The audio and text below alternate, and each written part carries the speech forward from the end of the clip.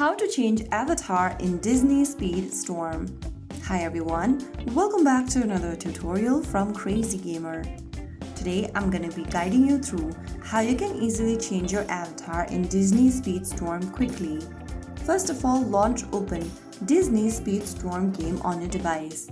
Once you're in this lobby screen, go to the top left corner and tap on your avatar. Now you'll be able to see this profile section where you'll need to click on Customize on the right corner. Under Edit Info, go to Avatar from the top. Choose a different avatar you want to change to and click on Apply. Some of the avatars will be unlocked after you progress throughout the game. Just make a selection for the available avatar and tap on Apply at the bottom right to change your avatar. Now you can head back to the profile section and you'll notice your avatar has been changed. Along with the avatar, you can also change the avatar frame, profile banner, motto, etc. If you found the video helpful, don't forget to like, share and subscribe to our channel. I will be back again in the next episode. Thank you for watching.